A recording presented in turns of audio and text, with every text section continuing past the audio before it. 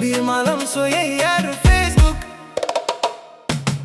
Soyayyar Facebook ta zo da mamaki, ta hada zukata ba tare da shakka ba.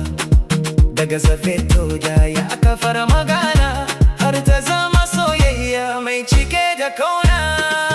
Na shiga Facebook da niyyar kallo labarai, sai ga hotonki ya bayyana cikin jerin abokai. Na danna gaisuwa cikin ladabi da mutunci, ashe a ranar ne soyayya ta fara girma a zuciyata.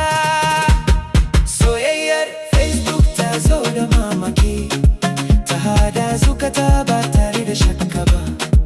Daga safe to ya aka fara magana, har ta zama soyayya mai cike da kauna.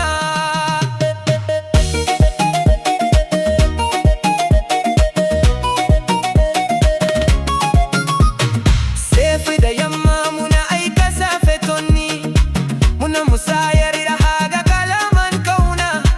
Ko da nisa yara ba tsakaninmu, Facebook ya zama gada mai hada zukatanmu. Hotunanki suna sanya ni farin ciki, muryarki a waya tana sanyaya zuciya. Na gane cewa soyayya ba ta san tazara ba, idan zukata sun hadu cikin gaskiya. Soyayyar Facebook ta zo da mamaki, ta hada zukata